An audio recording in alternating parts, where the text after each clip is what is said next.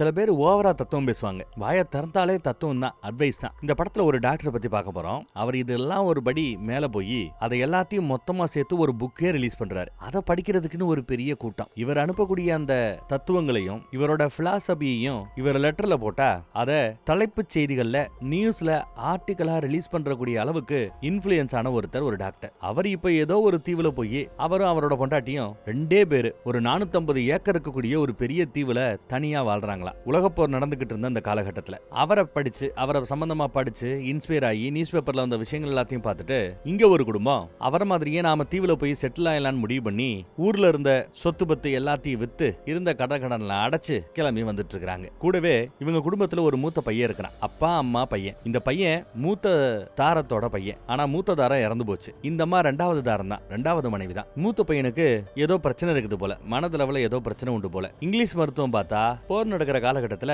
பைத்தியக்கார ஆஸ்பத்திரியில ஒரு வருஷம் சேர்த்து தங்க வைங்க அப்படின்னு தான் டாக்டர்ஸ் எல்லாம் அட்வைஸ் பண்றாங்க. அதுவும் போர் நடக்கிற காலகட்டத்துல இதெல்லாம் சாத்தியமா என்ன? அதெல்லாம் சரிப்பட்டு வராது. இயற்கையான சூழல்ல பையன் வளர்ந்தான்னா, இயற்கையான காத்த சுவாசிச்சு வளர்ந்தான்னா எல்லாம் சரியா போயிடும்னு நம்புறாரு அப்பா. ஆனா இந்த அம்மாவுக்கு அதுல ஒன்னும் பெருசா உடன்பாடு இல்ல. இதுவா அந்த தீவு அப்படின்னு ஆணும் வாயை பிளந்து பார்த்துட்டு இருக்குது. அப்ப கப்பல ஓட்டிட்டு வந்தவர் கேப்டன், அப்புறம் சொர்க்கத்தை எதிர்பார்த்து வந்தீங்க, இப்படி காடாத்தான் கிடக்கும் அப்படிங்கிறான். இறக்கி விட்டுட்டு போயிட்டாங்க. இவங்க பொட்டி படிக்க எல்லாம் இறக்கி இருக்கிறாங்க. அங்க அப்பா பையன் கிட்ட சொல்றாப்ல, நாம பார்க்க போற அந்த டாக்டருக்கு பல்லு கிடையாது, பல்லே கிடையாது அவருக்கு, அத கொஞ்சம் மறைச்சு நீ பாக்காதரா அப்படின்னு சொல்ல பையனும் சரி நான் பார்க்கல அப்படிங்கிறான். இங்க இருந்து ஒரு 1/2 மணி நேரம் மலையில மேல நடந்து போனா அவங்க இருக்கிறத அடைஞ்சிட முடியும்னு பேப்பர்ல போட்டுருக்காங்க போல. அதை படிச்சுட்டு அதே மாதிரி நடந்து போறாங்க. முக்கியமான ஐட்டங்களை மட்டும் எடுத்துட்டு மீறி எல்லாம் அங்க கரையோரமாவே நிக்குது. என்னடா தீவுக்கு புதுசு ஆட்கள் வந்திருக்காங்கன்னு டாக்டரும் டாக்டரோட ஒய்ஃபும் வராங்க. நம்ம ஆட்கள் போய் பார்த்து பேசி இந்த மாதிரி நடந்த கதையெல்லாம் சொல்றாங்க. எந்த தொல்லையும் வேணான்னு தான் நாங்க இங்க வந்து வாழ்றோம். இவர் எழுதிட்டு இருக்கிற அந்த புக்கை முடிக்கணும்னு சொல்லி இவர் எதிர்பார்த்துட்டு இருக்காரு. இந்த சமயத்துல இவங்க வந்தது அவருக்கு சுத்தமாக பிடிக்கலங்கிறது அவர் பேசுற விதத்திலேயே நல்லா தெரியுது. ஆமா, எங்களை பத்தி உங்களுக்கு எப்படி தெரியும்னு கேட்க, இங்க போஸ்ட் பாக்ஸ் அப்படின்னு ஒரு பெரிய கம்பம் ஒண்ணு இருக்கும். இவர் எழுதுற அந்த லெட்டர்ஸ் எல்லாத்தையுமே எழுதி இங்க போட்டுருவார். எப்பயாவது யாராவது கப்பல்ல இந்த பக்கம் கரையுதுங்கனாங்கன்னா அவங்க இந்த லெட்டர்ஸ் எடுத்துக்கொண்டு போய் சிட்டி பக்கம் சேர்த்துருவாங்க. அதை நியூஸ் பேப்பர்ல ரிலீஸ் பண்ணுவாங்க போல. இதெல்லாம் இவருக்கே தெரியாது. நாம் அனுப்புற லெட்டர்ஸ் எல்லாம் இவ்வளவு தூரம் போகுதுன்னு, பேப்பர்ல தலைப்புச் செய்தியா ரிலீஸ் ஆகுதுன்னு. இவரை இறை தூதராவும் ஒரு பெரிய ஆளு மாதிரியும் நினைக்கக்கூடிய ஒரு பெருங்கூட்டம் அங்க உண்டு போல. இதையெல்லாம் பார்த்து அவர் மெய்மறந்து போறார். பொதுவா பக்கத்து ஊருக்காரங்க பக்கத்து இடத்துக்காரங்கன்னு யாருமே அவருக்கு ஆகாது, செட் ஆகாது. இந்த தடவை இந்த மாதிரி பேப்பர்ல எல்லாம் தன் புகழ பாடினதுனால சரி ஓகே, இந்த தீவுல தரையை தோண்டோம்னா நிலத்தடி நீர் தண்ணி வரும்ல, இப்ப நம்மலாம் போரை போட்டு குடிக்கிறோம்ல, அந்த மாதிரி எல்லாம் தண்ணி வராது.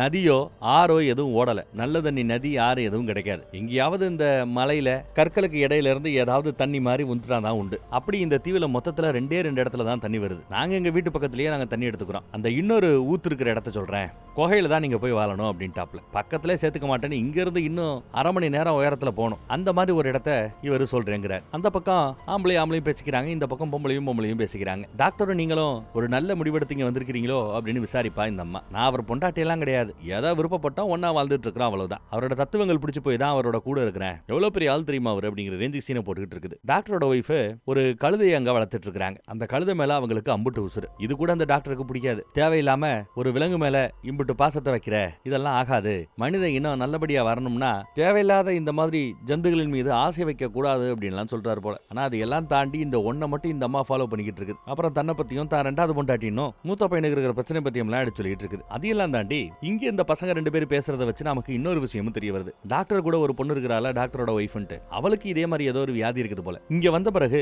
இந்த இயற்கை சூழல்ல வாழ்ந்த பிறகு அவங்க குணமாயிட்டாங்கிறாப்ல பேப்பர்ல போட்டாங்களே, அதெல்லாம் நிஜம்தானான்னு நம்ம பைய கேட்க, முழுமையா குணமடைஞ்சிருவா அப்படிங்கிறாரு டாக்டர். இதை நம்பிதான் தாம்புள்ளையே அவர் இங்க கூட்டு வந்திருக்கிறார். எல்லாத்தையும் வித்து எல்லாத்தையும் முடிச்சு இந்த பயணத்துக்காக நிறைய செலவு பண்ணிங்க வந்திருக்கிறார். இனிமே திரும்பி போறோங்கிறது ஆப்ஷன்லே இல்ல. அப்புறம் கரையில எங்க பொருட்கள் இருக்குது, அதையெல்லாம் நீங்க சொல்ற அந்த குகைக்கு எடுத்துட்டு போகணும்னா கொஞ்சம் உங்க கழுதை கிடைச்சா நல்லா இருக்கும், சரக்குகளை ஏத்தணும் அப்படின்னு கேட்டுக்க, டாக்டர் சரி ஓகே கொஞ்ச நேரத்துக்கு கழுதையை பயன்படுத்திக்கங்கன்னு கழுதையா கொடுக்குற. கூடவே அவர் வராப்ல ரொம்ப தூரத்துல போய் மேல இருக்கிற ஒரு குகையை காட்டி, இந்த குகையில தங்கிக்கங்க, இதோ இந்த பாறை இடுக்குல இருந்து தண்ணி வரும் அப்படின்னு காட்டுறாரு. இந்த தண்ணியை எஃபெக்டிவா பயன்படுத்துங்க, ஏன்னா பஞ்ச காலத்துல இந்த தண்ணியும் கிடைக்காம போயிடும் அப்படின்னு சொல்றாப்ல. சொட்டு சொட்டா வருது, இதுதான் தண்ணி போல. ஆனா இந்த மாதிரி எல்லாம் பார்த்து இந்த அம்மா ஏன்டா இங்க வந்தோம் அப்படின்னு இவளுக்கு சுத்தமா பிடிக்கல. இந்த பக்கம் பார்த்தா டாக்டரும் பொண்டாட்டியும் பேசிட்டு இருக்காங்க. இவங்க எல்லாம் அடுத்த 2 மாசம் தாங்குவாங்களா? வாய்ப்பே இல்லைன்னு அவங்களுக்குள்ள பேச்சு. அதுலயும் அந்த பொண்ணை பாரு, இறங்கி வேலை செய்யறாப்லே தெரியல, எங்க உருப்பட போதுக, இதுகளுக்கு எதுக்கு நீ தேவையில்லாம பக்கத்து இடத்தெல்லாம் கொடுக்குற வைக்கிற அப்படின்னு கேட்க, பக்கத்து இடமா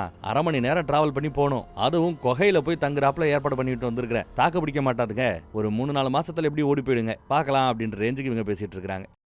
அங்க அந்த அம்மாவுக்கு தூக்கமே வரல. வெளில வேற விலங்குகளோட ஊளையிடக்கூடிய சத்தம். ஆனா டாக்டரை எதிர்பார்த்ததை விட இந்த குடும்பம் உழைக்கணும், இங்க செட்டில் ஆகணுங்கிறதுல ரொம்ப ஆர்வமா வந்திருக்காங்க போல நல்லா தெரியுது. ஏன்னா அந்த தண்ணியை எஃபெக்டிவா சேவ் பண்ணணும்னு முடிவு பண்ணி ஒரு பெரிய குழியை வெட்டி நிறைய மூங்கில்களை பொளந்து அதை வரிசையா அடுக்கி ஒழுகக்கூடிய அந்த தண்ணியை ஒரு பெரிய பள்ளத்துல கிணறு மாதிரி தோண்டி அதுல சேவ் பண்ணணுமே நினைக்கிறாங்க. இதுல வேற பூச்சி தொல்லை வேற. பூச்சிகளுக்கிட்ட இருந்து இவங்க எப்படி காப்பாத்துக்கணுங்கிறதே பெரிய வேலையா போச்சு. அவ்வளவு போராட்டம், அவரு உழைப்பு. அடிக்கடி இவருக்கு வேற ஒரு கெட்ட கனவு வேற வரும் போல. அன்னைக்கு கூட பாருங்களேன், கெட்ட கனவுல தான் முழிக்கிறார். அப்புறம் ஏதோ சத்தம் கேக்குதுன்னு பக்கத்து குகையில இவங்க எடுத்துட்டு வந்த டின்னில் இருக்கிற பொருட்களை எல்லாம் கொஞ்சம் வச்சிருந்தாங்க. அதுல ஒரு 10-15 டப்பாவை ஓநாய்கள் காலி பண்ணிட்டு போயிடுச்சுங்க. எல்லாத்தையும் விரட்டி விட்டுட்டு செம காண்டாயிட்டாரு இவர். இந்த அம்மாவுக்கு இதையெல்லாம் பார்த்தா கொஞ்சம் பயம்தான். அப்புறம் பார்த்தா இந்த அம்மா மறுபடியும் டாக்டர் வீட்டுக்கு வந்து உங்க கழுதை கொஞ்சம் கடன் கிடைக்குமா, இன்னும் கொஞ்சம் பொருட்களை நாங்க தூக்கிட்டு போக வேண்டி இருக்குது அப்படின்னு கேக்குறாங்க. ஆனா டாக்டரோட பொண்டாட்டி எங்க கழுதை ரொம்ப பிஸியா இருக்குது, தர முடியாதுன்னு மூஞ்சில் எடுக்கிறாப்ல சொல்லிட்டா. ஆனா கழுதை அங்க சும்மா தான் நிக்குது. உதவி பண்ணணுங்கிற எண்ணம்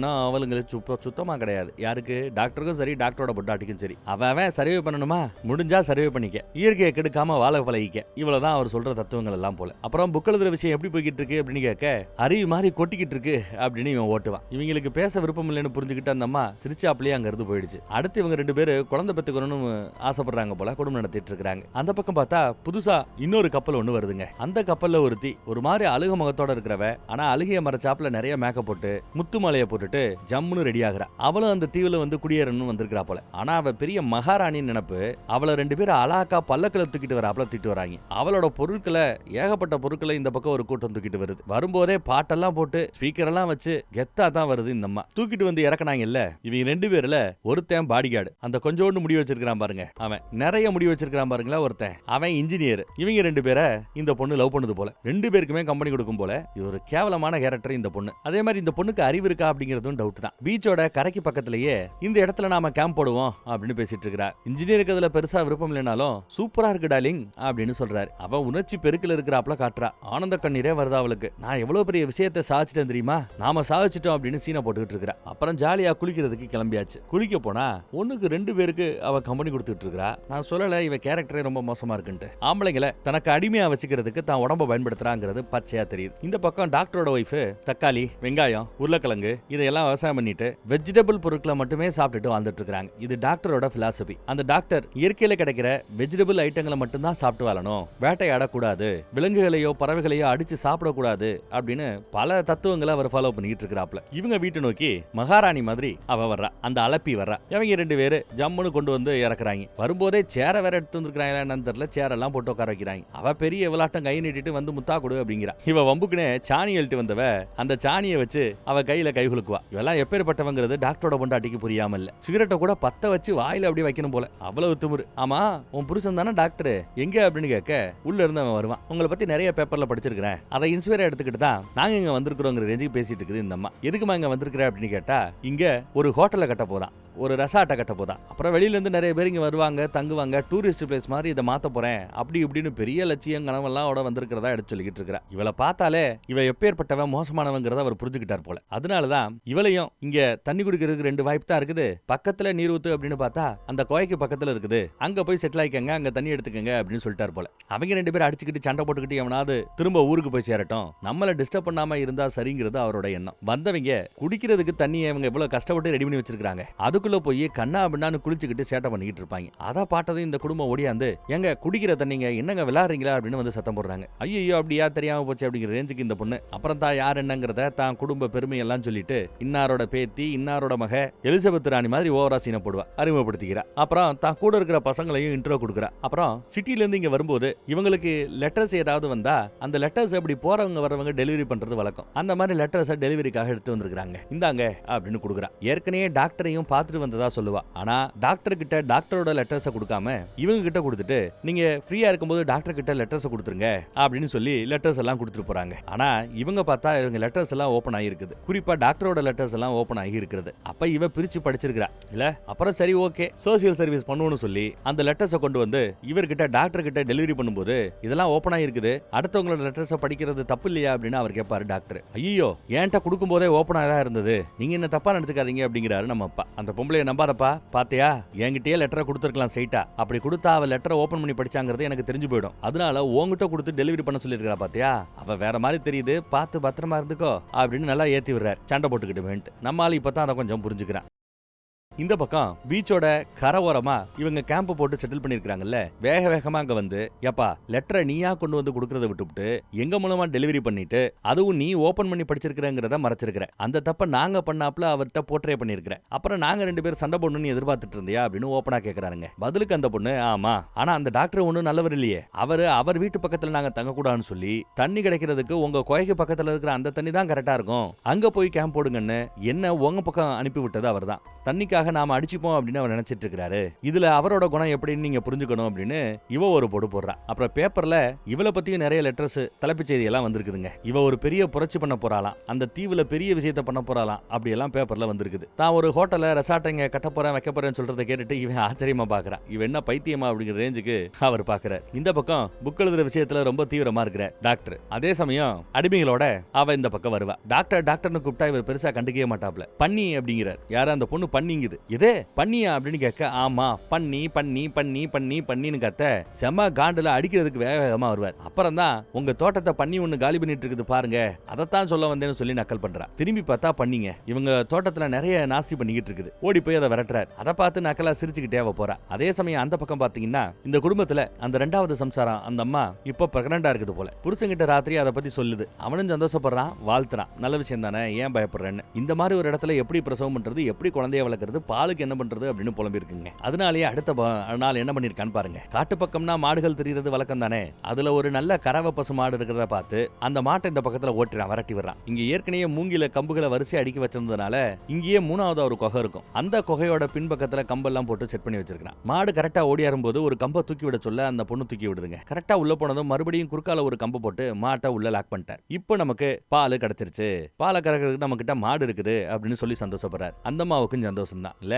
இந்த குடும்பம் சும்மா சொல்லக்கூடாது, கடுமையா உழைக்கிறாங்க. குகையில தங்க முடியாதுன்னு சொல்லி பக்கத்திலேயே ஒரு அருமையான ஒரு சின்ன கேம்ப் ஒண்ண போட்டு அதுல தங்கி இருந்தவங்க இப்ப வீடா கட்டணும் முடிவு பண்ணி பெரிய பெரிய பாறைகளை எவ்வளவு அழகா சாரம் கட்டி கயத்தை கட்டி மேல ஏத்தி ஒண்ணு மேல ஒண்ணா அடிக்கின்னு ஒரு வீடே கட்டுறாரு அப்படிங்கறத கவனிங்க. சூப்பர்ல. அப்புறம் இவங்க விதைச்சதுல காயே முளைச்சிருக்குதா. அத சந்தோஷமா புருஷனை கூப்பிட்டு அவ அந்த சந்தோஷத்தை ஷேர் பண்ணிக்கிறா. நாட்கள் ஓடிட்டு இருக்குது. பார்த்தா பீச்சோரமா கேம்ப் போட்டுட்டு இருந்தவங்க அந்த பஜாரி இப்போ இவங்க வீட்டு பக்கத்துல வந்து செட்டில் ஆறா. என்னன்னு கேட்டா பீச் பக்கத்துல தண்ணி கிடைக்கலையா. நம்ம இன்ஜினியர் தண்ணி கிடைக்கணுன்றதுக்காக அங்கங்க தரையில தண்ணியை தோண்டி தோண்டி பாத்துருக்காரு, எங்கேயும் தண்ணி கிடைக்கல போல. அதனால இங்க வந்து செட்டில் ஆயிருக்கிறதா அந்த பொண்ணு சொல்லுதுங்க. அதுல வேற ஒன்ட்ட ஒண்ணு கேட்கட்டுமா அப்படின்னு நம்ம ஹீரோயினை பார்த்து, எதுக்கு தேவையில்லாம இந்த ஆளுக்கு 2வது சம்சாரமா போன, நீ இளமையா இருக்கிற, அழகா இருக்கிற, ஏன் அவரை கட்டிக்கிட்டு கேட்டா, அவர் கட்டிக்கிறியான்னு கேட்டாரு, கட்டிக்கிறேன்னு சொல்லிட்டேங்குது அசால்ட்டா. வெறும் கட்டிக்கிறியான்னு கேட்டதுக்கே ஒத்துக்கிட்டியா, என்னம்மா நீ பொண்ணு நீயே அப்படி இப்படின்னு பேசிட்டு இருக்காங்க. அவர் வந்ததும் குழந்தை பிறக்க போது வாழ்த்துக்கள், இந்த தீவோட முதல் குழந்தை இந்த குழந்தை தான் அப்படின்னு பாராட்டவும் செய்யறா.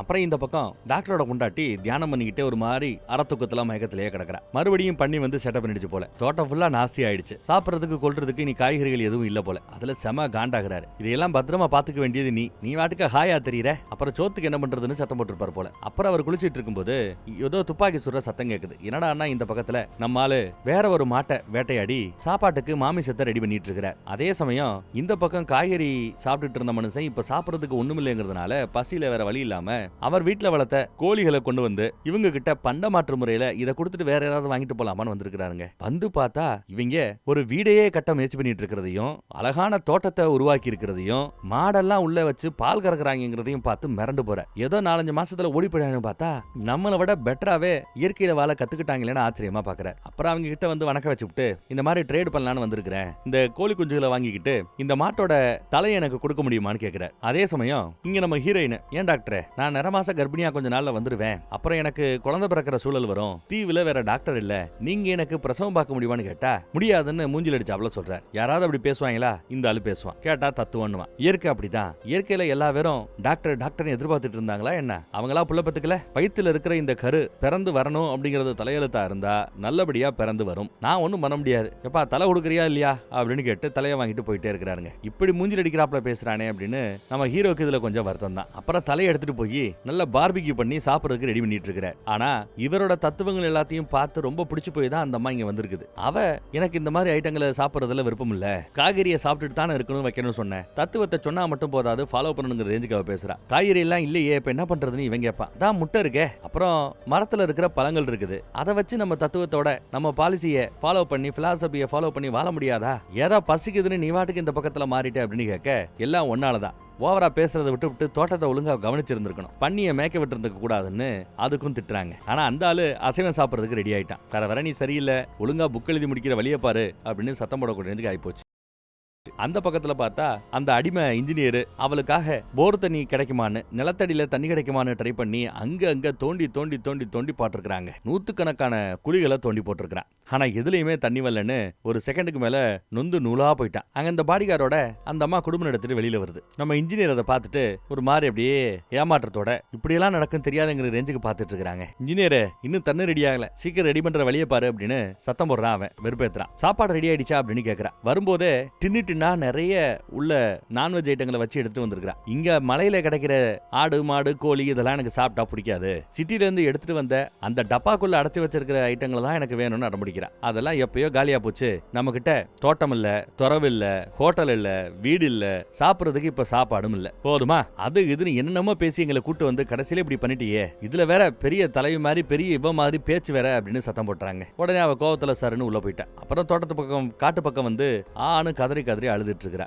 அப்புறம் என்னால முடியும் உன்னால முடியும்னு தனக்குத்தானே மோட்டிவேட் பண்ணி பேசிக்கிட்டும் இருக்கிறா. அப்ப அந்த பையன் அந்த பக்கத்துல வந்து என்னக்கா ஒன்னும் பிரச்சனை இல்லையே அப்படின்னு விசாரிக்க ஆரம்பிக்க, அந்த பையன் கிட்ட நல்லபடியா சிரிச்சு சிரிச்சு பேசி கடைசியா அவளுக்கு வேண்டிய ஒரு கேள்வியை கேட்கிறா. உங்ககிட்ட சிட்டில இருந்து எடுத்துட்டு வந்த டப்பாக்குள்ள இருக்கிற அந்த ஐட்டங்கள்லாம் இருக்குதா அப்படின்னு விசாரிக்கிறா. இருக்குன்னு தலையாட்டிட்டாங்க. அவ்வளவுதாங்க, போதும்ல. திட்டம் போட்டு தன் அடிமைகளான இன்ஜினியரையும் பாடிகார்டையும் அதை திருடிட்டு வர சொல்லி அனுப்பி வைக்கிறா. அப்பா அங்க வேலையில இல்ல, ஏதோ வேட்டையாட வெளியில போயிட்டார். பையனும் வெளியில போயிட்டான். வீட்டுல இருந்த நாய் உட்பட எல்லாமே வெளியில போயிடுச்சு. இந்த அம்மா மட்டும் நிறமாச கர்ப்பிணியா இருக்கிறா. இங்க 2 பேர் குறுகுறுன்னு காத்துட்டு இருக்காங்க. அவ எப்படா அந்த பக்கம் போவான்னு சொல்லிட்டு ஒவ்வொரு குகையா ஒவ்வொரு இடமா போய் தேடுறாங்க. எதுவும் கிடைச்ச பாடல்ல. அடுத்துன்னு போய் தேடிட்டு இருக்காங்க. ஒரு கட்டத்துல இவ வெளியில வர அவளுக்கு பிரசவ வலி வந்துருச்சுங்க. இருந்தாலும் கண்ட்ரோல் பண்ணி அங்க இருந்து கத்தி பாக்குறா. புருஷனுக்கு கேட்கல, புள்ளைக்கு கேட்கல. சரி நம்ம மகாராணி பேரை சொல்லி கூப்பிடலாமேன்னு பார்த்தா மகாராணியும் எதுவும் ஆங்கல ஊங்கல. நம்ம இன்ஜினியர் பாடிகார்டு பேரெல்லாம் சொல்லி கூப்பிட்டு பார்த்துட்டு இருக்கா. ஆனா அந்த பயல்க இவளோட வீட்டுக்குள்ள புகுந்து பொட்டியை உடைச்சு உள்ள இருக்கிற டப்பாக்களை எல்லாத்தையும் ஆட்டையை போட்டு சுருட்டி கட்டி இருக்கிறானுங்க. அப்புறம் இந்த பொண்ணு திரும்பி பார்க்கும்போது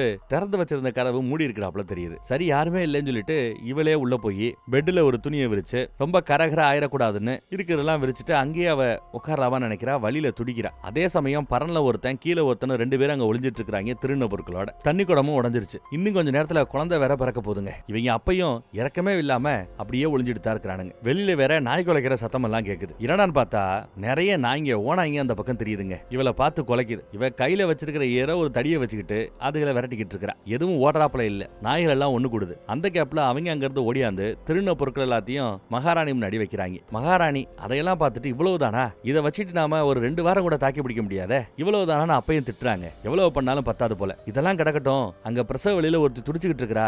நாய்கள் வேற சுத்தி சுத்தி வருது. அவளுக்கு போய் உதவி செய்ய வேணாமான்னு கேட்டா மகாராணி முடியாதுங்கிறா, உதவி செய்ய கூடாதுங்கிறா. செத்தா சாகட்டும், நமக்கு போட்டிக்கு ஆள் இல்லாம இருக்கட்டும் அப்படின்னு இறக்கமே இல்லாம பேசுறா. அதுவும் புள்ளத்தாச்சி பிள்ளைய போய் பார்த்து இப்படி பேசுறாங்க. இவன் அரண்டு போறான். இந்த கூட்டத்திலேயே இந்த இன்ஜினியர் கொஞ்சம் பரவாயில்ல, நல்லவன். ஆனாலும் பயந்தாவன், ரொம்ப பயந்தவன். அந்த பொண்ணு என்ன சொன்னாலும் கேட்டுட்டு அடங்கிடுவாங்க. இங்க நாய்கள் வேற பயங்கரமா பிரச்சனை பண்ணிட்டு இருக்குது. ஒரு கட்டத்துல கீழே விழுந்தவ நாய்கள் கடிக்க வரும்போது பிரசவ வழியில அந்த நாய்களை பார்த்து பயங்கரமா முறைப்பா, பயங்கரமா கத்துவா. அதுக குறைக்கிறத விட அதுக கத்துறத விட இவ கத்துறதும் இவ முறைக்கிறதும் படு பயங்கரமா இருக்கும். விழுந்தவ எந்திரிச்சு நின்னு ஒரு முக்கி புள்ளைய எடுத்துட்டா. ஆனா புள்ளையோட முகத்துல பேச்சு மூச்சு எதுவுமே இல்லைங்க. செத்து போய் புள்ள பிறந்துச்சோன்னு நினைச்சிட்டு வருத்தப்பட்டுக்கிட்டு இருக்காங்க. டயர்டாயி ஓரமா உட்காரும் போது விழுந்த அந்த தண்ணி கூட தண்ணி எல்லாம் அதெல்லாம் நக்கி நக்கி சாப்பிட்டுட்டு இருக்குதுங்க. அதே சமயம் துப்பாக்கி சுடுற சத்தம். என்னடான்னு பார்த்தா ஒரு வழியா வேட்டைக்கு போன அப்பா வந்துட்டார். அவங்க கூட போன நாயும் வந்து இவங்களோட சண்டை போட்டு எல்லாத்தையும் விரட்டுது. ஒரு வழியா நாய் தொலை எல்லாம் முடிஞ்சிருச்சுங்க. வந்து பார்த்தா குழந்தையோட பொண்டாட்டி இருக்கிறா. ஐயோன்னு பார்த்து குழந்தைய தூக்குறாரு. குழந்தைகிட்ட பேச்சு மூச்சு இல்ல. என்ன மன்னிச்சிருங்க, குழந்தை செத்துருச்சுங்கிற அப்பளை அழுவாங்க. ஆனா இவர் கொஞ்சம் விவரம். குழந்தைய கொஞ்சம் நல்லா 4-5 தடவை தட்டுன்னு உலுப்பி எடுக்கும் போது குழந்தை அழுக ஆரம்பிச்சிருச்சு. உயிரோட தான் இருக்குன்னு தெரிஞ்சதும் அந்த அம்மாவுக்கு ரொம்ப சந்தோஷம். சந்தோஷம். ஒரு வழியா குழந்தை உயிரோட இருக்குது. ஆனா அந்த அம்மா மயங்கிடுச்சு, வழியில துடிக்குது. அப்புறம் நம்ம டாக்டரை பாக்குறதுக்காக ஓடியாராப்ல. இந்த மாதிரி பிரசவம் அப்படின்னு நான் தான் சொல்லிட்டேன்ல, அந்த குழந்தை வாழணும்னு இருந்தா நல்லபடியா பிறக்கும் வாழும், அது இந்த இயற்கைக்கு சரிப்படாதனா செத்துதான் போகுங்கிறாப்ல பேச. எப்பா குழந்தை நல்லபடியா தான் இருக்கு, ஒன்னும் பிரச்சனை இல்ல, என் பொண்டாட்டிக்கு தான் பிரச்சனை, அவ இப்பயோ அப்பயும் இருக்கிறா, கொஞ்சம் உதவி பண்ணுப்பா அப்படின்னு கூப்பிட்டதும் சரின்னு விறுவிறுன்னு ஓடியாரார். வந்து பார்த்துட்டு எப்ப குழந்தை பிறந்துச்சு, குழந்தை பிறந்த பிறகு உள்ள இருந்து ஏதோ ஒன்னு சொல்றாருங்க, ஒன்னு வரும்னு. தண்ணி குடமா ஃபுல்லா வெளியில எடுப்பாங்களோ என்னவோ, அது வயிற்றுக்குள்ளேயே மாட்டிக்கிட்டு இருக்குது, அதை எடுத்தாகணும், ஸ்பூன் ஒன்று வேணும், சுடுதண்ணி ஒன்று வேணும்னு எல்லாத்தையும் கேட்டு இன்னும் புஷ் பண்ணு சொல்லி அதையும் உரிய எடுத்தாச்சு. இப்படி டாக்டர் கிட்ட உதவிக்கு வரும்போது அதை ஒரு தாடிக்காரன் வேவு பார்த்துட்டு மகாராணி கிட்ட வந்து சொல்லுவான், இப்படி டாக்டர் உதவி பண்ண வந்திருக்காரு, உதவி பண்ணிட்டு இருக்காரு. அட பாவி, டாக்டர் வர்ற வழியில கைய கால உடைக்க வேண்டியதானே, ஏதாவது சொல்லி நிப்பாட்ட வேண்டியதானே, இப்ப அந்த பொண்ணை காப்பாத்திட்டாருன்னா நமக்கு இன்னும் போட்டி அதிகமாயிட்டே இருக்குமே, முட்டா பையில அப்படின்னு திட்ட. ச்சே, இறக்கமே இல்ல, இங்க ஹோட்டல் கட்டணும்னு கட்டுமான வேலைக்காக என்ன வர சொல்லி இருந்த, இப்ப என்னடி ஓவரா பண்றேன்னு கேட்க, உன்னை இப்பயே வேலையை விட்டு தூக்குறேன், ஓடுறா இங்க இருந்து அப்படின்னு சொல்லிட்டா. போடி அப்படின்ட்டு அவனும் போயிட்டான். இந்த பக்கம் வயிற்ற பிதிக்கி தேவையில்லாத ஐட்டங்கள் எல்லாத்தையும் எடுத்துட்டாரு. அதுக்கு பிறகுதான் அந்த அம்மா ஓரளவு நிம்மதியாவே இருக்குதுங்க பாவம். அப்புறம் குழந்தைக்கு பால் விட்ட செய்ய வளக்கண்ணு நல்லா தான் போய்கிட்டு இருக்குது. கொசு தொல்லை கொஞ்சம் இருக்குது. குழந்தை பிறந்திருக்குது, இவளும் நல்லபடியா இருக்கிறாங்களா.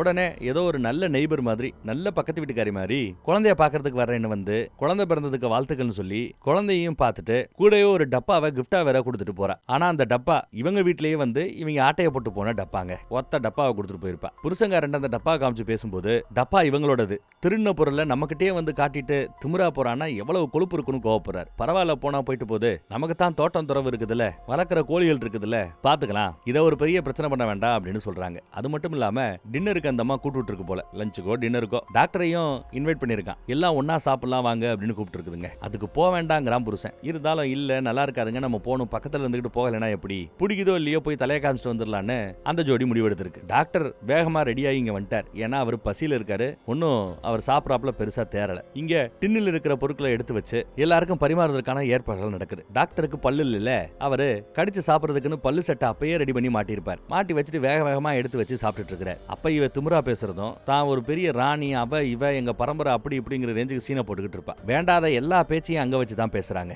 எல்லாரையும் சீண்டி பாக்குறாப்ல பேசுவா. குறிப்பா டாக்டருக்கு குழந்தை இல்ல, என்ன உங்களுக்கு குழந்தை இல்ல, நீ என்ன மலடியாங்கிற ரேஞ்சு கேட்டு அவங்கள காயப்படுத்துறது. இந்த பக்கம் ஏமா கல்யாணம் பண்ணிக்கிறியான்னு கேட்டதுக்கே நீ சரின்னு ஒத்துக்கிட்டியே, நீ எல்லாம் என்ன பொம்பளைன்னு நம்ம ஹீரோயினை பார்த்து கேள்வி கேட்கிறது. டாக்டர் மலடின்னு சொன்ன பிறகு கோவப்பட்டு எந்திரிச்சு நிப்பார். உடனே அவ, என்கிட்ட எல்லாம் அந்த முறைக்கிற வேலை வைக்காத, உக்காருன்னு சீனை போடுறாங்க. அவகிட்ட வேற துப்பாக்கி இருக்குது. இவர் ஒரு கட்டத்துல அடிக்க போகும்போது துப்பாக்கியை காமிச்செல்லாம் மிரட்டுறா. இதெல்லாம் சரிப்பட்டு வராது, நான் கிளம்புறேன்னு டாக்டரோட பொண்டாட்டி போக முயற்சி பண்ணும்போது நாயை ஏவி விடுறா. இப்படி பல சீனை போட்டுக்கிட்டு இருக்கிறா. இதெல்லாம் சரிப்பட்டு வராதுன்னு நம்ம குடும்பம் அங்க இருந்து கிளம்பி போயிடுச்சு. டாக்டருக்கு செம்ம கோவங்க. அவங்க வீட்டுக்கு வர்றதுக்கு முன்னாடி உட்காந்துட்டு இருக்கிறார். என்னங்க நிக்கிறீங்க அப்படின்னு கேட்க, எனக்கு ஒரு துப்பாக்கி வேணும் அப்படின்னு கேட்கிறார். நீங்க தான் வேட்டையாட மாட்டீங்களே, நான்வெஜ் சாப்பிட மாட்டீங்களே, உங்க தத்துவம் இதுக்கெல்லாம் ஒத்துக்காது அப்படின்னு கேட்க, பாதுகாப்புக்கு வேணும், எவ்வளவு காசுன்னு சொல்லி வாங்கிக்கிறேன்னு லம்பா பணத்தை கொடுத்து துப்பாக்கியா வாங்கிட்டாப்ல. அப்படியே நாட்கள் போகுதுங்க. இப்போ அந்த பஞ்சகாலம்னு இல்ல, அந்த மாதிரி பஞ்சகாலமும் வந்துருச்சு. செழிப்பா இருந்த காடெல்லாம் மங்கி போச்சு. அழுகி போன பழங்கள் தான் மிச்சம். தண்ணி இல்லாம நிறைய விலங்குகளே செத்து போச்சு. இவங்களோட தண்ணி கூட பாருங்க, கிணறு மாதிரி தோண்டி வச்சதுல கடைசியில கொஞ்சம் தண்ணி மிச்சமா இருக்குது, அவ்வளவுதான். தண்ணி வரத்தே இல்ல, சொட்டு சொட்டா வந்த தண்ணி இப்ப வரதில்ல. பஞ்சத்துல எல்லாருமே கஷ்டப்பட்டு இருக்காங்க. இதுக்கு மத்தியில அவருக்கு புக் எழுதணும்னு பார்த்தா எழுதுறதுக்கும் சரிப்பட்டு வரல. ஆனா மகாராணி ஜம்முன்னு உள்ள படுத்து கிடக்குறா. எவன் எக்கேடு கட்டு போனா என்னங்கிற ரேஞ்சுக்கு ஒரு வேலையும் பண்றது இல்ல. கூட இருக்கிற ஆம்பளைங்களை அடிமையில வச்சுக்கிட்டு தான் இது பண்ணிட்டு இருக்கா. இங்க இவர் ஏதாவது எழுதலாம் வைக்கலாம்னு பார்த்தா ஒரு ஸ்டேஜுக்கு மேல நம்மளோட பர்பஸ் என்ன, மனிதர்களோட நோக்கம் என்ன, மனிதர்களோட பிறப்பின் நோக்கம் என்ன அப்படின்னு அவர் கேள்வியை தான் டைப் பண்ணிட்டு இருக்காரு. பட் பதில் கிடைக்கல. திரும்ப திரும்ப முயற்சி பண்றாரு, ஒன்னும் கிடைக்கவே இல்லைங்க. செம கான்ல இருக்கிறார். சும்மா நொட்டுனா பட்டனை தட்டிக்கிட்டே இருக்கிறார். அந்த பக்கம் நம்ம ஹீரோ ஏதோ ஒரு விலங்க வேட்டையாடிட்டு வீட்டுக்கு அதை தூக்கிட்டு வந்துட்டு இருக்கிறாப்ல. அதே சமயம் இந்த பக்கத்துல இருந்து நம்ம இன்ஜினியர் ஓடியாரா. மன்னிச்சுக்குங்க, சாப்பிடறதுக்கு இங்க ஒண்ணுமே இல்ல, பல நாளா நான் சாப்பிடவே இல்ல, பசிக்குது அப்படின்னு வந்து நிக்கிறாங்க. சரி வாங்கன்னு இவங்க கிட்ட இருக்கிற அந்த இறைச்சியை கொஞ்சம் பங்கு போட்டு இன்ஜினியருக்கு சாப்பிடறதுக்கு கொடுக்குறாங்க. இன்ஜினியரும் சாப்பிட்டுட்டு, அவ இவ பரம்பரை அப்படி இப்படி எல்லாம் சீனை போட்டுக்கிட்டு இருப்பா. நிஜத்துல சொல்ல போனா அது எல்லாமே பொய். அவ 7 வயசுல இருக்கும் போதே வீட்டுல இருந்தவங்க அவளை அடிச்சு துரத்தி விட்டாங்க. ஏன்னா அவ அப்பேற்பட்ட கேரக்டர். அவ ஒரு பிளாக் ஹோல் மாதிரியா, எது பக்கத்துல வந்தாலும் எல்லாத்தையும் உள்ளே இழுத்துக்கிட்டு அழிச்சிருவாளாம். தன்னோட அழகை பயன்படுத்தி எவ்வளவு முடியுமோ எல்லாரு கூடயும் சேர்ந்து பல லூட்டிகள் அடிச்சிருக்கா போல. நான் நல்லபடியா சிட்டில வாழ்ந்துகிட்டு இருந்தேன், என்ன வந்து பார்த்து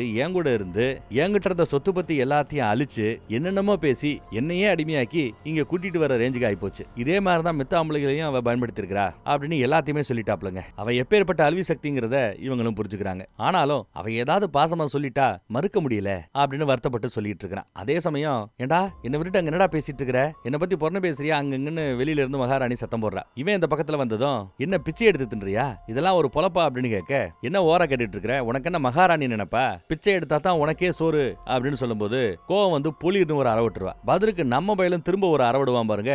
உடனே பாடிகார்டு ஓடியாந்து ஒரு எத்து அடி டப்புன்னு வாங்கிட்டான். அவளுக்கு வேற ஒரே அவமானமா போயிடுச்சு. தனக்கு எதிரா நம்ம ஹீரோவோட குடும்பம் தான் இவனை திருப்பி விட்டதா அவ இன்னும் கோவப்படுறா. வஞ்சனையோட இருக்கிறா, காத்துக்கிட்டு இருக்கிறா ஏதாவது பண்ணணும் வைக்கணும்ட்டு. நல்ல வேலை அந்த ஏரியா பக்கம் அமெரிக்க நாட்டை சேர்ந்த ஒருத்தர் வந்து இறங்குறார். இந்த தீவுல இந்த மாதிரி ஆட்கள் இருக்கிறாங்க, அவங்க பஞ்சத்துல இருக்கிறாங்கன்னு தெரிஞ்சுக்கிட்டு ஒரு மிகப்பெரிய கோடீஸ்வரன் அங்க வந்துட்டு இருக்கிறாங்க. அதை பார்த்தவ வீட்டை நம்ம ஒழுங்கா அழகாப்படுத்தணும், இப்ப படுக்க கேவலமா இருக்குது இந்த கேம்பே, கூட்டுறது வைக்கிறது எதுவுமே இல்ல, எல்லாம் கலீஜா கிடக்கும், அதையெல்லாம் கிளீன் பண்ணிக்கிட்டு இருக்கிறா. நம்ம இன்ஜினியருக்கு தனி கொட்டாயை போட்டு வேலைக்கார மாதிரி ஓரமா ஒதுக்கி வச்சுட்டாங்க. அவங்க அப்படியே படுத்து கிடக்கிறான் பட்னியில. எனக்கு உதவி பண்ணு, எல்லாத்தையும் அரேஞ்ச் பண்ணு, ரெடி பண்ணுன்னு கேட்க, நான் எதுக்கு உதவி செய்யணும், செய்ய மாட்டேன் அப்படின்னுவா இன்ஜினியர். இங்க பாரு, இந்த தீ விட்டு போகணும்னு ஆசைப்படுறேன், வந்திருக்கிறவங்க கப்பல்லையே உன்னை கூட்டிட்டு போறதுக்கு நான் ஏற்பாடு பண்றேன், ஆனா நீ எனக்கு உதவி பண்ணணும், அப்பதான் உன்னால இங்க இருந்து போக முடியும்னு சொன்னதும் அவனும் வேற வழி இல்லாம சரி உதவி பண்றேன்னு ஒத்துக்கிறாங்க. அந்த பக்கம் டாக்டர் தான் அவங்கள கவனிக்கிறார். உங்களுக்காக தான் இந்த சாப்பாடு இதெல்லாம் எடுத்துட்டு வந்திருக்கிறேன்னு சொன்னதும் பசியில் இந்த மனுஷன் அப்படியே கட்டி பிடிச்சு கதறாப்ல. இவர் தத்துவம் எல்லாம் பசிக்கு முன்னாடி நிக்கல பாருங்க, அதுதான் நிஜம். வாய்கிலேயே தத்துவம் பேசலாம் எல்லாம் இருக்கும் போது, எதுவும் இல்லாதப்போ அந்த தத்துவத்தை ஃபாலோ பண்றதுதான் கஷ்டங்கிறத அவர் புரிஞ்சுக்கிட்டா சந்தோஷம். அப்புறம் மகாராணியை பாக்குறதுக்காக வராப்ல. வழக்கம் போல கையை கொடுத்து முத்தா வாங்கிக்கிறா. எவ்வளவு பெரிய கப்பல், எவ்வளவு பெரிய ஆளா இருப்பீங்களோ நீங்க அப்படி எப்படின்னு விசாரிக்கிறா. லைட்டா அவர்கிட்ட போட்டு வாங்க பாக்குறா. உங்க அமெரிக்கால தானே இந்த ஹாலிவுட்னு ஏதோ இருக்குதே, அங்கெல்லாம் நீங்க ஏதாவது பண்றீங்களா வைக்கிறீங்க, ஆமா படம் எடுக்கிறேன் வைக்கிறேன்னு சொல்றாரு. ஏதாவது ஒரு படம் எடுப்பீங்களோ அப்படின்னு கேட்க, அந்த ஹாலிவுட் பக்கத்துல ஏதாவது வீடு இருக்கா அப்படின்னு கேட்க, ஒட்டுமொத்த ஹாலிவுட்டுமே என்னோட தாங்கிறாப்ல. அவங்க அந்த ஹாலிவுட் படம் எடுக்கிற அந்த செட்டு கிட்டத்தட்ட ஒரு 500-600 ஏக்கர் இருக்கும்னு நினைக்கிறேன். அத்தனைக்கும் சொந்தக்காரர் இவர் தான். அந்த காலகட்டத்தில் அந்த ஹாலிவுட் மொத்தத்துக்குமே ஓனர் இவர் தான். இதையெல்லாம் கேட்டது இவ ஆடி போயிட்டா. கூட இருக்கிற இந்த அம்பல அடிமைகளை விட இந்த ஆள் அடிமையாக்கிட்டோம்னா பக்காவா செட்டில் எல்லாமே நினைக்கிறா. ஆனா இவ்வளவு சொத்துக்களை சேர்த்த அந்த மனுஷன் இந்த மாதிரி பொம்பளைகளை பத்தி புரியாமையா இருப்பாப்ல. பாப்பா எவ்வளவு தூரம் போகுதுன்னு. அப்புறம் அவரு இங்க இருந்த இந்த 3 குரூப்பையும் கூப்பிட்டு எல்லாருக்கும் முன்னாடி ஒரு ட்ரீட் கொடுக்கிறார். மியூசிக் வாசிக்கிறார். அந்த மியூசிக்கை கேட்டு கேட்டு கேட்டு நம்ம ஹீரோயினுக்கு அழுகையே வருதுங்க. அவ்வளவு உணர்ச்சியப்பட்டு ஆனந்த கண்ணீரை வடிச்சிட்டு இருக்கிறா இவ்வளவு காலத்துக்கு பிறகு இந்த மியூசிக்கை கேட்டு. ஆனா அந்த பக்கம் எந்த உணர்ச்சியுமே இல்லாத அந்த கழுதைக்கு, அந்த பஜாரிக்கு எப்படி கண்ணீர் வரும்? அந்த மியூசிக்கே அவளுக்கு பிடிக்கல. உணர்ச்சியே இல்லாம பெப்பேன்னு பார்த்துட்டு இருக்கிறா. இருந்தாலும் சீன போடணுமேன்னு குடிச்சுக்கிட்டு இருக்கிற சரக்கு எடுத்து கண்ணுக்கு 2 பக்கத்துல அப்படியே கண்ணீரை ஊத்துனாப்ல ஒழுக விட்டுட்டு ஆஹா அற்புதம் அப்படி இப்படின்னு சீன போடுவா. அப்புறம் அங்க வச்சு தீவை பத்தி பேப்பர்ல வந்த பல விஷயங்களை படிச்சிருக்கிறேன், டாக்டர் தான் இது எல்லாத்துக்கும் ஆணிவேர்னு டாக்டர் புகழ்வார். அப்புறம் இந்த தீவுல முதல் குழந்தைய பெத்தெடுத்த குடும்பம்னு அந்த குடும்பத்தை புகழ்வார். அப்புறம் இந்த தீவு மேல நிறைய பேருக்கு ஒரு ஆர்வம் இருக்கிறதுக்கு காரணம் நம்ம ராணி தான். அவ இங்க வந்த பிறகுதான் ஏதோ ஹோட்டலை கட்ட போறேன்னு பேசிட்டு இருக்கிறாள்ல, அதை இன்ஸ்பிரேஷன் எடுத்துக்கிட்டு பல பேர் அவளை ரொம்ப வெற்றி அடையணும் வைக்கணும்னு பார்த்துட்டு இருக்காங்க. அப்படி எப்படின்னா புகுந்ததில்ல எல்லாருக்கும் நல்லா தாங்க இருக்குது. அப்புறம் அவன் வீட்டு பொழப்ப பார்த்துட்டு போயிட்டு இருக்கிறான். நம்ம டாக்டர் என்ன சொல்றாரு, அவர் எடுத்துட்டு வந்த சரக்குல நாம எல்லாத்தையும் எடுத்துக்கணும், அப்பதான் நாம ஒரு 6 மாசத்தை நம்ம ஓட்ட முடியும் வைக்க முடியும், சீக்கிரம் சாப்பிட்டு எல்லாத்தையும் எடுத்து வச்சுட்டு கிளம்புவோம் அப்படிங்கிறாரு அவரு. அந்த வேலையை அவர் பாக்குறதுக்கு போயிட்டார். முடிஞ்ச அளவு ஒரு ஒரு பை தான் வச்சிருந்தாரு, பையனரே எல்லாத்தையும் அள்ளிட்டு போறாரு. அடுத்த நாள் காலையில வந்து மிச்ச மீதி எல்லாத்தையும் அள்ளிட்டு போலாங்கிறது அவரோட திட்டம். ஆனா இந்த பக்கம் அவ என்ன திட்டம் போடுறான்னு பாருங்க. ஹாலிவுட் ஓனரையே கவர் பண்ணிடலாமா அப்படின்னு நினைக்கிறா. பேசி பாக்குறா, வேலைக்காகல. முத்தா கொடுத்து பாக்குறா, அவர் ஒதுங்கிக்கிட்டே இருக்கிறாரு, இது சரிப்பட்டு வராதுமா அப்படின்னு. உடனே அவ என் நெஞ்சு வலிக்குது தொட்டு பாருங்க அப்படி இப்படின்னு சீனை போட்டு பாக்குறா. அப்பயே அவர் சிரிக்கிறார். ஏமா இப்படி எல்லாம் பண்ணா ஒர்க் அவுட் ஆக நீ நினைக்கிறியா அப்படின்னு. எதுக்குமே இந்த மனுஷன் மசிய மாட்டிக்கிறாருன்னு இவளுக்கு கோவம் வருது. என்ன வேணான்னு சொன்னீங்கன்னா நாளை பின்ன வருத்தப்படுவீங்க அப்படின்னு சொல்ல, ஏமா உன்ன மாதிரி 1000 பொம்பளைகளை பார்த்துருக்கிறேன் போமா அங்கிட்டு அப்படின்ட்டு கண்டுக்காம போயிட்டே இருக்கிறாப்ல. சூப்பர்ல.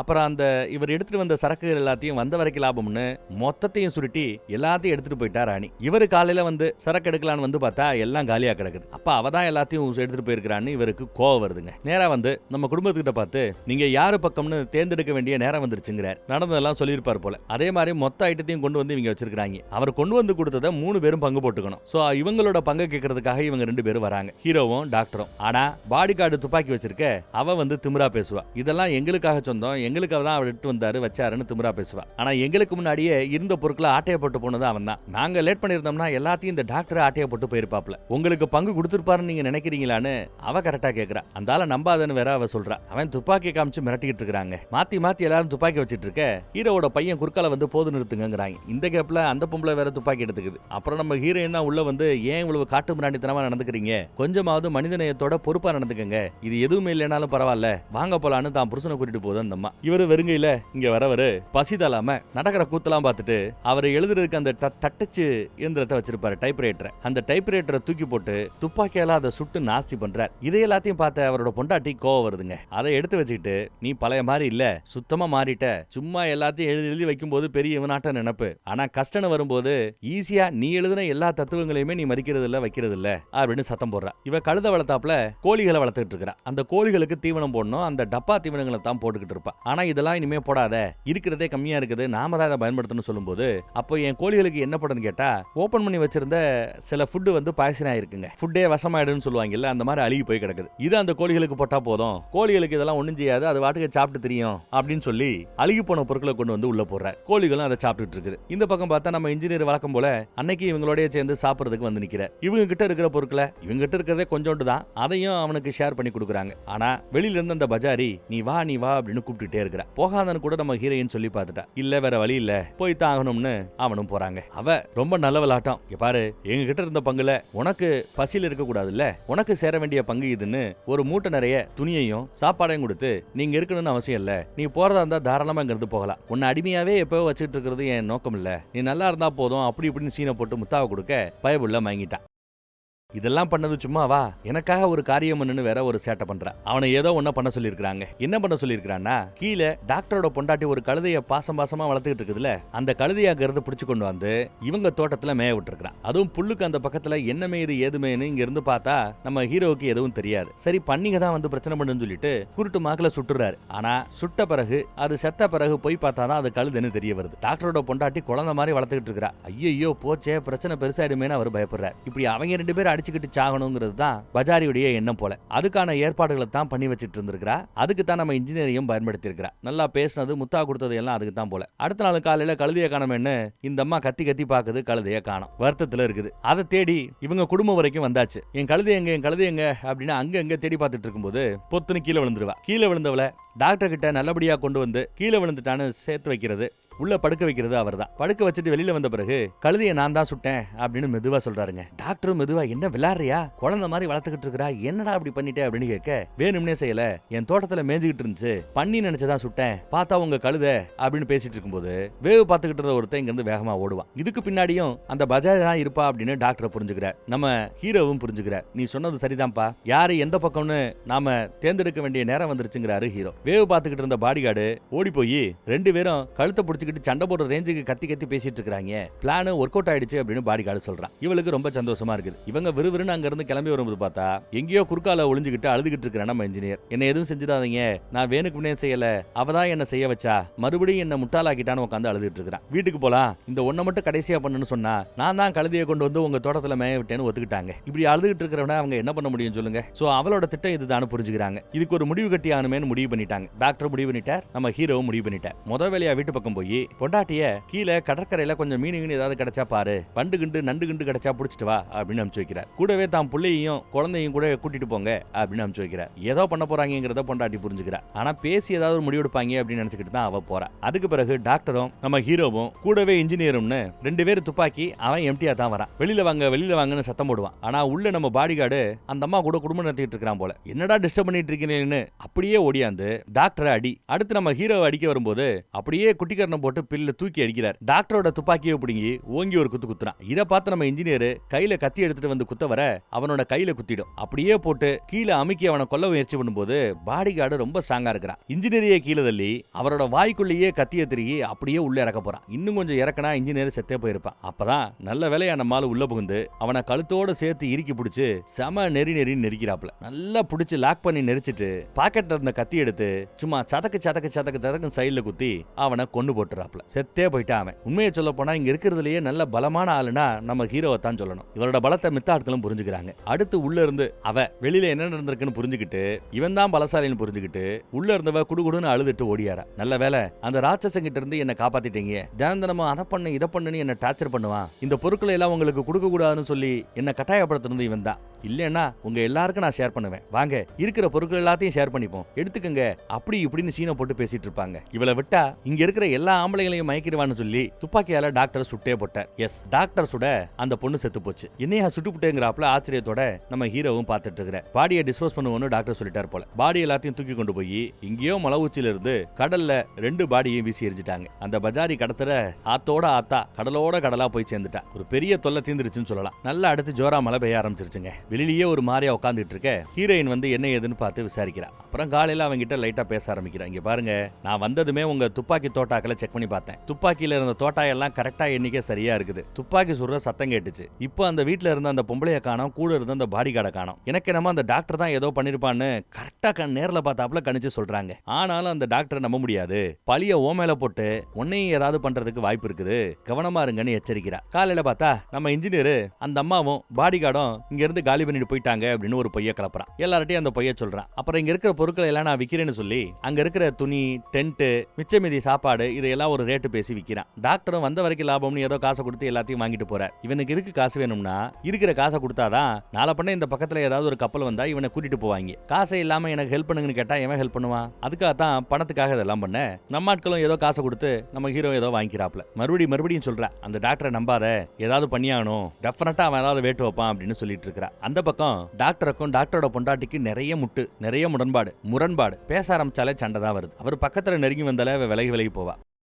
அப்ப வாயில பிடிக்கும்போது இவளுக்கு பல்லு கொஞ்சம் லைட்டா சொத்த விழும்ல, லைட்டா ஏதோ இன்ஃபெக்ஷன் ஆயிருக்கும். ஒரு பல்லு இன்ஃபெக்ஷன் ஆனாலே இன்ஃபெக்ஷனுக்கு மருந்து சாப்பிட்டா சரியா போச்சு, ஒரு ஆன்டிபயோட்டிக் ஏதோ ஒன்று சொல்லுவாங்க, அதை போட்டா சரியா போயிடும். ஆனா டாக்டரோட பிலாசபி என்ன சொல்லுதுன்னா, பல்லு லைட்டா பிரச்சனை பண்ணாலே அந்த பல்ல புடுங்கி எடுத்துடணும், பிரச்சனை சால் அப்படின்னு சொல்லுவாப்ல. அதுக்கு தான் இந்த தடவை பல்ல புடுங்கிறதுக்கு குரட்டி எடுத்துட்டு வராரு. அவ வேணான்னு சொன்னாலும் கேட்காம, அவ காரி துப்புனாலும் கேட்காம பல்ல புடுங்கி எடுத்துட்டாங்க. ஐயோ பாவம். அதுக்கு பிறகு அந்த அம்மா சும்மா விடல, குடும்பம் நடந்துக்கிறான். அப்புறம் அடுத்த நாள் அவங்க கஷ்டப்படுறாங்க. அவங்க கிட்ட இருந்த அந்த கோழிகள் எல்லாம், சிக்கன் எல்லாம் செத்து போச்சான். பறவை காய்ச்சல் வந்து செத்து போச்சு போல. அது சாப்பிட்ட அந்த அழுகுன பொருட்கள்னால ஏதாவது பிரச்சனை வந்துச்சோ என்னவோ தெரியல. அதை கேள்விப்பட்டுட்டு நம்ம ஹீரோயின் இவகிட்ட இருக்கிற கோழிகளுக்கு வந்து கொடுக்குறா. கேள்விப்பட்டங்க, நீங்க கஷ்டப்பட வேண்டாம், இந்தாங்க இதை எடுத்துக்கங்க அப்படின்னு கொடுக்கும்போது, இதெல்லாம் அவசியம் இல்ல, செத்து போன கோழிகளை சாப்பிடலாம், நல்ல வேக வச்சு சாப்பிடும்போது நமக்கு ஒன்னும் ஆகாதுன்னு டாக்டர் சொல்லி இருக்கிறதா அவ சொல்லுவா. அந்த ஆளை நம்பாதீங்க, அந்த ஆளு கொஞ்சம் முன்ன பின்ன பேசுறாப்ல, எனக்கு நம்பிக்கை இல்ல, அவர் ரொம்ப ஆபத்தானவர்னு எடுத்து சொல்லுவாப்ல.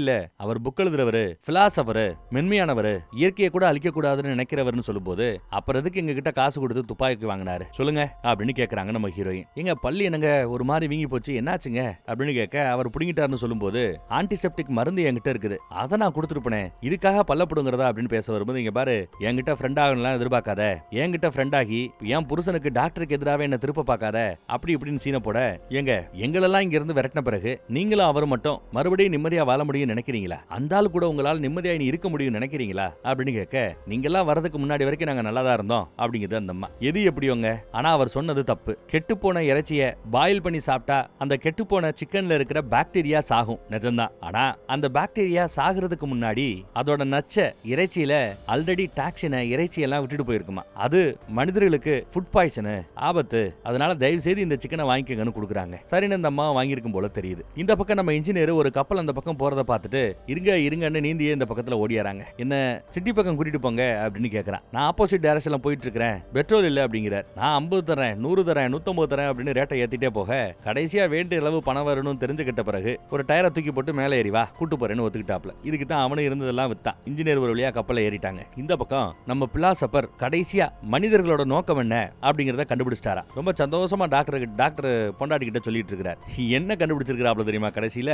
அது பாருங்க, பெரிய சாதனை, பிரேக் த்ரூ முடிச்சிட்டேன் வச்சுட்டேன் இருக்கிறாப்ல. மனிதர்கள் எப்பவுமே விலங்குகளை விட ஒருபடி மேல அப்படி இப்படின்னு சொல்லிக்கிட்டே இருப்பாங்க. ஆனா விலங்குகள் கிட்ட இருக்கிற அந்த இன்ஸ்டிக்ட் அதுதான் மனிதர்களுக்கிட்டையும் உண்டு. உள்ள தூங்கிட்டு இருக்கிறது மிருகம் தான் அப்படின்னு சொல்றாரு. என்னையா சொல்ற அப்படின்னு கேட்க, ஆமா, நம்ம பிறப்படுத்ததே மனிதர்களோட நோக்கமே வேட்டையாட, சண்டை போட, இனவிருத்தி, அப்புறம் மாத்தி மாத்தி அடிச்சுக்கிட்டு சாகுறது. இதுதான் மனிதர்களோட பர்பஸ், மனிதரோட வாழ்க்கையோட purpose, the purpose of life இதுதான். 10,000 வருட மனித பரிணாம வளர்ச்சியில எதுவும் மாறலங்கிற ரேஞ்சுக்கு அவர் எடுத்து சொல்லிட்டு இருக்கிறார். அந்த மாவும் ஆன்னு தலையாட்டிக்கிட்டு இருக்குது. கடைசியில தன் தத்துவங்கள் எல்லாத்தையும் தன் வசதிக்கு ஏத்தாப்புல மாத்திக்கிட்டான் பாருங்க. ஒரு காலத்துல எதெல்லாம் செய்யக்கூடாதுன்னு சொன்னானோ, வேட்டையாடக்கூடாதுன்னு சொன்னா இப்ப வேட்டையாடுறதுதான் வாழ்க்கையை நோக்கங்கிறான். கொலை செய்யக்கூடாதுன்னா எதை, சிக்கனை மட்டனை கூட கொலை செய்யக்கூடாதுன்னு சொன்னா, ஆனா இப்பெல்லாம் அதை சாப்பிடலாம், கொலை செய்யலாங்கிறான். எல்லாத்தையும் மாத்திட்டான் பாருங்க. சரி, பெரிய விஷயத்தை கண்டுபிடிச்சிருக்கிற, சிக்கன் சாப்பிடலாமா அப்படின்னு கேட்க சரிங்கிறாரு அவர். உடனே இந்த அம்மா சிக்கனை சமைக்கிறதுக்கு போதுங்க. இப்ப இவகிட்ட 2 ஆப்ஷன் இருக்குது. நம்ம ஹீரோயின் கொடுத்த ஆரோக்கியமான சிக்கனும் இருக்குது, ஏற்கனவே செத்து போய் கிடக்கிற கெட்டு போன சிக்கனும் கிடக்குது. டாக்டர் என்ன சொன்னாரு, வேக வச்சு சாப்பிட்டா ஒண்ணு செய்யாதுன்னு சொன்னார்ல, அதனால டாக்டருக்கு அந்த கெட்டு போன சிக்கனையே சமைச்சு கொடுக்குறாங்க. அவரும் சாப்பிடுறாரு. நீ சாப்பிடலையான்னு கேட்டா, எனக்கு பல்லு வலி, நான் ஜூஸ் குடிச்சுக்கிறேன், நீங்க சாப்பிடுங்கன்னு கொடுத்ததும் அவரு சரின்னு சாப்பிட்டாப்ல. நல்லா சாப்பிட்டு அடுத்த நாள் ஐயோ அம்மா வயிறு வலிக்குதேன்னு துடிக்கிறார். சத்தம் கேட்டு மேல இருந்து நம்ம ஆட்களே ஓடியான்ட்டாங்க. என்னன்னு கேட்டா தெரியலங்குது அந்த அம்மா. ஆனா நம்ம ஹீரோயினும் மேபி ஃபுட் பாய்சன் ஆயிருக்கலாம், தெரியாதனமா ஒரு தப்பு நடந்துருச்சு அப்படின்னு சொல்றாங்க. காட்டி கொடுக்கல, வேணும்னே தான் அந்த பொண்டாட்டி செஞ்சிருக்கிறா. ஆனாலும் நம்ம ஹீரோயின் காட்டி கொடுக்காம தெரியாதனமா ஏதாவது ஃபுட் பாய்சன் ஆயிருக்கும் அப்படின்னு சொல்லி காப்பாத்த தான் பாக்குறா. நேத்து ராத்திரி தான் சிக்கன் சாப்பிட்டுட்டு இருக்கும்போது தான் டாக்டர் தான் பொண்டாட்டி கிட்ட அந்த குடும்பத்தை இங்க இருந்து விரட்டுறதுக்கு ஒரு நல்ல ஐடியா பண்ணிருக்கிறேன், அந்த பஜாரிய கொன்னது இவன் தான் அப்படின்னு இவரு லெட்டர் போட்டிருக்கிறார் போல. யாருக்கு, சிட்டில இருக்கிற கவர்னருக்கு. அவங்க எல்லாம் விசாரணைக்கு வருவாங்க, அரெஸ்ட் பண்ணி கூட்டிட்டு போவாங்கன்னு சொல்லியிருக்கிறார். அத அந்த பொண்டாட்டி தடுத்தாப்புல தெரியல. அவளுக்கு இப்ப டாக்டர் புருஷனும் பிரச்சனை, சாகணும், அப்புறம் அந்த குடும்பத்து ஆட்களும் இங்க விட்டு போகணும், தான் மட்டுமே வாழ்ந்தா போதும்னு நினைக்கிறா அந்த பொம்பளை. இதெல்லாம் நம்ம ஹீரோயினுக்கு இப்ப தெரியாது. ஐயோ பாமணி இந்த பாத்துக்கிட்டு இருக்கிறாப்ல, வழியில மனுஷன் துடிச்சுக்கிட்டு இருக்கிறாப்ல, சாகர திருவாயில கடைசியா 4 வார்த்தை பேசுமா அப்படின்னு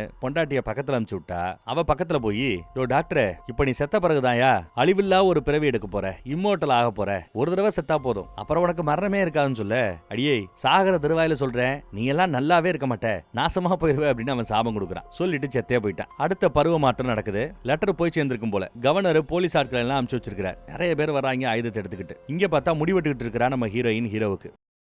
வந்து நீங்க உட்காருமான்னு இந்த அம்மாவை உட்கார வச்சுட்டு அவனை மட்டும் தனியா ஒரு ரூமுக்கு கூட்டிட்டு போய் விசாரிக்கிறாங்க. அந்த அம்மாவை கொலை பண்ணது நீதானே அப்படின்னு பலவிதமான கேள்விகள், குறுக்கு விசாரணைகள் எல்லாத்தையும் அவர் இல்லைன்னு கரெக்டா பதில் சொல்லிட்டு வந்திருக்கிறார். அடுத்து பொண்டாட்டியை தனியா விசாரிக்கணும்னு நம்ம ஹீரோயினை தனியா கூட்டு வந்து விசாரிக்கிறாங்க. அப்பயும் இந்த அம்மா கணீர்னு பதில் சொல்றா. ஏன்னா இப்படி எல்லாம் வருவாங்க விசாரிப்பாங்கன்னு அவங்க அப்பயே சந்தேகப்பட்டு என்ன கேள்விக்கு என்ன பதில் சொல்லணுங்கிறதெல்லாம் நோட் பண்ணி வச்சிருக்காங்க. ஆனா வந்தவங்க என்ன சொல்றாங்கன்னா, அந்த மகாராணியை கொன்னது நீங்க தான், உன் புருஷன் தான் சுட்டு கொண்டு இருக்கிறான், டாக்டர் லெட்டர் போட்டிருக்காரு, அதை நீங்க நம்புறீங்களான்னு கேட்கும்போது டாக்டரோட பொண்டாட்டியே இதை கன்ஃபார்ம் பண்ணிருக்கா அப்படின்னு குண்டு தூக்கி போறாரு. எஸ், டாக்டரோட பொண்டாட்டியும் ஆமா இந்த குடும்பம் தான் கொலை பண்ணிருக்குன்னு பழிய போட்டிருக்கா. ஆனா அந்த டாக்டரையே கெட்டு போன சிக்கனை கொடுத்து கொலை பண்ணது அவதான் இல்ல.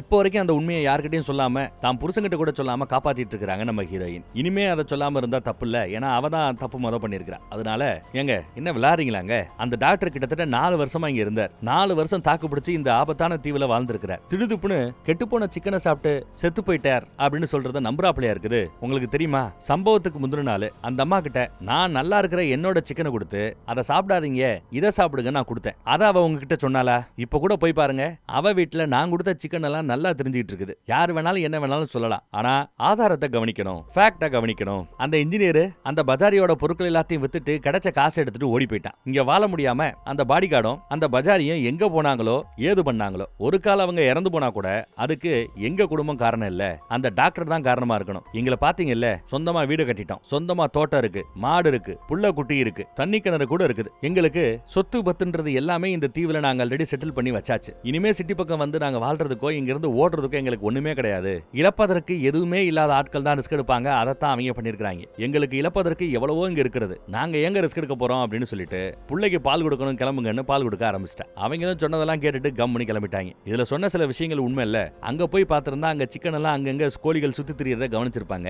அப்ப இந்த அம்மா சொன்னது நிஜம்னு புரிஞ்சிருக்கும். அதெல்லாம் நமக்கு காட்டல. பார்த்தா அரெஸ்ட் பண்ணி டாக்டரோட பொண்டாட்டியை கூட்டிட்டு போறாங்க. அதை வச்சு நம்மளால புரிஞ்சுக்க முடியுது இவங்கள போலீஸ் விட்டுருச்சு. அந்த அம்மா மட்டும் பிடிச்சு தூக்கிட்டு போகுது. ஞாபகம் இருக்கா, முதல் தடவை இங்க வரும்போது இந்த இயற்கையை பார்த்து பயந்தவ இவ, இங்க எப்படி வாழ முடியும்னு தடுமாறினவ இவ. ஆனா கடைசியில இவ தான் கெத்தா இந்த தீவையே ஆள்றதுக்கு தயாராக இருக்கிறா. தாக்கு பிடிக்க மாட்டாங்க, 4 மாசத்துல ஓடிடுவாங்கன்னு சொன்ன டாக்டரோட பொண்டாட்டி அரசு செய்யப்பட்டு இப்போ சிட்டி பக்கம் போறா. இதைத்தான் விதிங்கிறது. அப்புறம் இவ்வளவு நேரம் நம்ம பாத்துக்கிட்டு இருந்தது கதையல்ல நிஜம் அப்படின்னு சொன்னா நம்ப முடிகிறதா? எஸ், பிளாக் அண்ட் ஒயிட் காலகட்டத்திலேயே இதெல்லாம் நடந்திருக்குது. அந்த பஜாரி பாடிகார்டு அவங்களோட டெட் பாடி இப்போ வரைக்குமே கண்டுபிடிக்கப்படவில்லையா. அப்புறம் டாக்டரோட பொண்டாட்டி இப்ப அரசு செய்யப்பட்டு போறா இல்லையா, 1943 வருஷம் ஏற்கனவே அவளுக்கு இருந்த அந்த நோயினால அந்த அம்மா இறந்தே போயிடுச்சு. இங்க இருந்து போன சில வருடங்கள்லயே இறந்து போயிடுச்சு. ஆனா தான் சாகிறதுக்கு முன்னாடி அந்த தீவுல என்ன நடந்துச்சுன்னு அவ ஒரு புக் எழுதியிருக்கிறா, ஒரு கட்டுரை எழுதியிருக்கிறா, ஆர்டிகல் தான் எழுதியிருக்கிறா. அவளோட வெர்ஷன் கொன்னது இந்த குடும்பம் தான் அவ எழுதுறா. பதிலுக்கு அதுக்கு நம்ம ஹீரோயின், நீ ஆர்டிகல் தானே, கட்டுரை தானே எழுதுன, நான் புக்கே போடுறேன்னு இவங்க வெர்ஷனை புக்கா போட்டிருக்காங்க. அவ எழுப்பின அந்த சந்தேகங்களுக்கெல்லாம் பதில் சொல்ற விதத்துல இவர்களோட புத்தகம் இருந்தது. புக்கு சக்கப்போடு போட்டு வித்திருக்குது அந்த காலகட்டத்திலேயே. அப்புறம் நம்ம இன்ஜினியர் ஏதோ ஒரு கப்பலை பிடிச்சு ஊரு போய் சேரணும்னு போனார்ல, அவங்க ஊரு போய் சேரவே இல்லை. லிப்ட் கொடுத்தவன், லிப்ட்ல ஏறின இன்ஜினியர், 2 பேருமே எங்கேயோ செத்து போய் கரை ஒதுங்கி கிடக்குறானுங்க. அவங்க டெட் பாடி கிடைச்சிருக்குது போல. அவங்க கப்பல்ல பெட்ரோல் இல்லாம, ஃபியூவல் இல்லாம அவங்க எங்கேயோ போய் மாட்டி இறந்து போயிருக்காங்க வேற ஏதோ ஒரு தீவுல. அப்புறம் இப்ப பாக்குறீங்களா ஒரு பாட்டிமா, இவங்க தான் நம்ம படத்தோட ஹீரோயின், நெஜ ஹீரோயின். இவங்க அதே தீவுல தன்னோட 96 வயசு வரைக்கும் வாழ்ந்து கடைசியா ஒரு 25 வருஷத்துக்கு முன்னாடி பிளாக் அண்ட் ஒயிட் காலகட்டத்தில இருந்து 2000வது வருஷம் வரை வாழ்ந்து 96வது வயசுல தான் இறந்து போயிருக்காங்க. இயற்கை மரணம் தான். ஆயுசு எவ்வளவு கெட்டின்னு பாருங்க. இவரோட பரம்பரை, இந்த அம்மாவோட குடும்பம் குட்டி எல்லாம் பேரம்பேத்திகள், அதுக்கு கொள்ளு பேரன் கொள்ளு பேத்தி எல்லாரும் இப்போ அந்த தீவுல நல்லா வாழ்ந்துட்டு இருக்காங்க. அங்க ஒரு ஹோட்டலை கட்டி டூரிஸ்டுகளுக்கும் அவங்களால முடிஞ்ச உதவியையும் வருமானத்தையும் பார்த்துட்டு இருக்காங்க. இவ்வளவு நேரம் நீங்க பார்த்தது ரியல் ஹீரோஸ். இப்போ ரியல் கதாபாத்திரங்களை இப்ப பார்க்க போறீங்க. டாக்டர், டாக்டரோட பொண்டாட்டி, நம்ம ஹீரோவோட குடும்பம், அப்புறம் அந்த ராணியோட அடிமைங்க, இவங்க எல்லாரையும் பிளாக் அண்ட் ஒயிட்ல அந்த காலகட்டத்திலே வீடியோ எடுத்திருப்பாங்க. அந்த கிளிப்ஸை கடைசியா போட்டு இதெல்லாம் நிஜங்கிறத ப்ரூவ் பண்ணிட்டு படத்தையும் முடிக்கிறாங்க. சூப்பர்ல, அருமையில. வேற ஒரு நல்ல படத்துல மறுபடியும் சந்திப்போம். நம்ம வாட்ஸ்அப் குரூப்போட லிங்க் கீழே இருக்குது. இப்போ நான் பேசும்போது கூட என் ஸ்கிரீன்ல வரும். விருப்பப்படுறவங்க கிளிக் பண்ணி ஜாயின் பண்ணிக்கங்க. என்ன சேனல்ல என்ன வீடியோ போட்டாலும் அதோட யூடியூப் லிங்க் நம்ம வாட்ஸ்அப் குரூப்ல கொடுக்கறது வழக்கம். சோ நீங்களும் ஸ்கிப் பண்ணாம இல்ல மிஸ் பண்ணாம பாக்குறதுக்கு வசதியாக இருக்கும். ஜாயின் பண்ணிக்கிறீங்களா? தேங்க்யூ.